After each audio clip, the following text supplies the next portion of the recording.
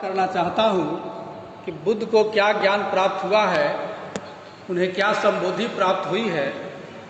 त्रिपिटक के एक पाठ है संयुक्त निकाय, जिसमें सलायतन बग्गो है, रहोगत सूक्त है और मध्यम निकाय का पासरासी सूक्त है, बोधि राजकुमार सूक्त है। बहुत सारे सूक्तों में इसका वर्णन है। तब बुद्ध जब वो वृक्ष के नीचे, पीपल वृक्ष के नीचे बैसाख पूर्णिमा के रात्रि में जब बैठते हैं तरोताज़ा होकर, तब बैठते हैं इस संकल्प के साथ कि मैं तभी उठूँगा जब मुझे संबोधि प्राप्त हो जाएगी।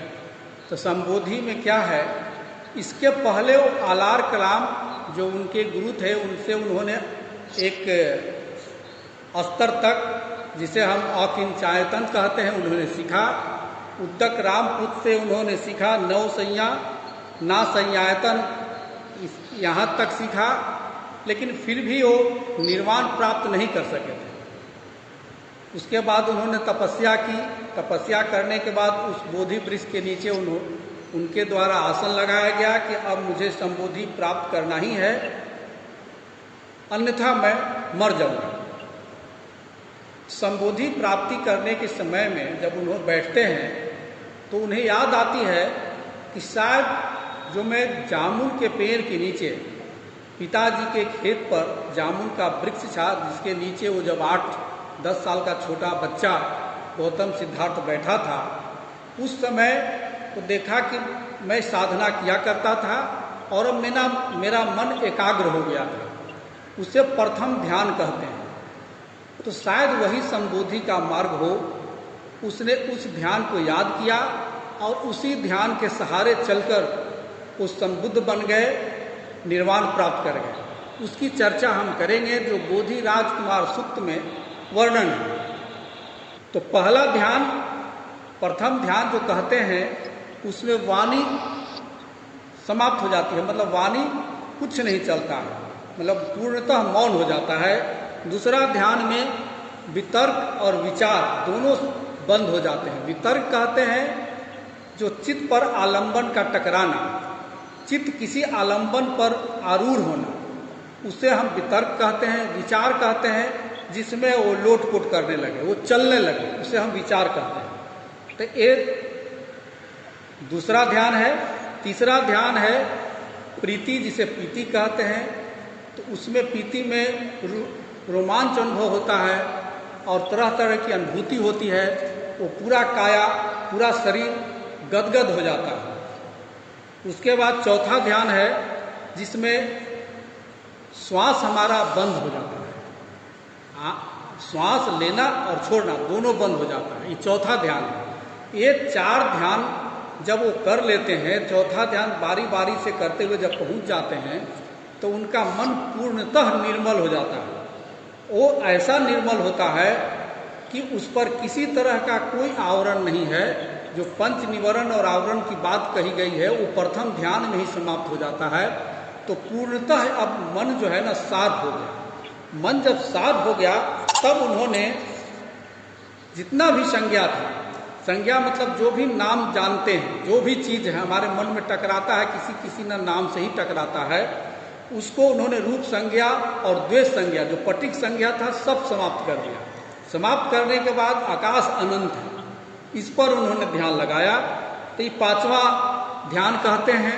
छठा ध्यान कहते हैं जब कि जो विज्ञान है, मन का विज्ञान है, ये अनंत है। ये छठा हो गया। 7वां है कि अब कुछ नहीं है, नथिंग, जिसको कुछ लोग शून्य भी कहते हैं। नथिंगनेस का भाव उत्पन्न हुआ, जिसे हम अकिंचायतन कहते हैं, जिसे उन्होंने आलार कलाम से सीखा था। लेकिन मुझे त्रिपिटक में यह कहीं नहीं मिला कि क्या वो इसी चरण से सीखे थे या अटेंडम डायरेक्ट अकिंचायतन पर उन्होंने ध्यान किया था, ऐसा वर्णन कहीं मिलता नहीं है। और उसके बाद उद्दक रामपुत्र से उन्होंने सीखा था नेव संज्ञा नाव संज्ञा, मतलब अब संज्ञा है भी नहीं भी है, मतलब कहने का मतलब अंतिम बॉर्डर पर है। अंतिम बॉर्डर पर है तो न उसको नहीं भी कह सकते हैं और है यह भी नहीं कह सकते। तो ऐसी स्थिति में वो 8वां ध्यान जो उद्दक रामपुत्र से सीखा, लेकिन इस क्रम अनुसार सीखा या डायरेक्ट वहाँ ध्यान किया था, इसका वर्णन त्रिपिटक में नहीं मिलता। अब लास्ट बचता है संज्ञा वेदित निरोध अवस्था, मतलब पूर्ण रूपेण एक तरह से डेड हो जाना। सांस का बंद तो पहले ही हो गया था, हार्ट बीट वगैरह सब, पल्स वगैरह सब बंद हो जाता है, सिर्फ और सिर्फ हमारा शरीर गर्म रहता है, हमारे शरीर में उष्मा रहता है। तो ये संज्ञा वेदित निरोध मतलब संज्ञा का पूर्ण तरह अभाव हो जाना। अब इस तरह से जब अभाव हो जाता है तो वो क्षीणा सब हो जाता है, मतलब राग द्वेष और जो अज्ञानता है मोह पूर्णतः समाप्त हो जाता है। तो ये 9 ध्यान के बाद जो है ना बुद्धत्व की स्थान आती है, संबोधि का स्थान आता है, जिसे हम निर्वाणिक अवस्था कहते हैं, मतलब पूर्ण रूपेण तृष्णा का नाश हो जाना, यह संबोधि उन्हें प्राप्त हुई। लेकिन यह जो ध्यान किया तो ध्यान करने के बाद इस तरह से जब उनका मन चित्त चलता गया, जब इस अवस्था में आया तो उन्होंने देखा, जब अपने चित्त को आगे झुकाया कि मैं देखूं इसके पहले पहले मैं कहाँ रहा करता था, तो उसे पुब्बे निवासति यानंग कहते हैं। पुब्बे निवासति यानंग का मतलब हुआ कहाँ कहाँ उनका जन्म हुआ था और कहाँ कहाँ उन्होंने कर्म किया था और उसका क्या क्या उन्हें फल मिला। ये रात्रि के प्रथम पहर में उन्हें ऐसा प्राप्त हुआ, इसे हम पुब्बे निवासति यानंग कहते हैं। यह प्राप्त होने के बाद उन्होंने देखा ये तो मेरे साथ हुआ, तो क्या और लोगों के साथ भी ऐसा ही हुआ? तो फिर दूसरे के बारे में उन्होंने देखा, तीसरे के बारे में देखा, चौथों के बारे में देखा। इस तरह से जब वो देखते हैं तो देखते हैं कि सारे प्राणी कर्म के अनुसार फल पा रहे हैं, कर्म के अनुसार दुख चक्र में चल रहे हैं। तो इसे हम च्युति उत्पाद यान कहते हैं। च्युति कहते हैं नष्ट होने को, उत्पाद कहते हैं उत्पन्न होने को, यान कहते हैं ज्ञान को। मतलब नष्ट हुआ उत्पन्न हुआ, नष्ट हुआ उत्पन्न हुआ, कर्म के अनुसार नष्ट हो रहा है, उत्पन्न हो रहा है। तो ये बुद्ध का दूसरा ज्ञान था, जिसे हम वेद भी कहते हैं। वेद कहते हैं अनुभूति से जाना हुआ ज्ञान, न कि कोई किताब जो ऋग्वेद या सामवेद हो, ऐसा नहीं। वेद जो अनुभूति से प्राप्त ज्ञान को हम वेद कहते हैं। इसीलिए भगवान बुद्ध को वेदगु कहा जाता है। वेद के पाठ करने वालों को वेदगु नहीं कहा जाता, क्योंकि बुद्ध ने वेदना से प्राप्त किया, अपनी अनुभूति से जो ज्ञान प्राप्त किया, इसीलिए उन्हें वेदगु कहा गया। तीसरा ज्ञान जो रात्रि के अंतिम पहर में हुआ कि माइंड को लगाया कि भाई मेरे साथ ऐसा हुआ, दूसरों के साथ ऐसा हुआ, अब मैं देखता हूँ कि आगे मेरा क्या होगा।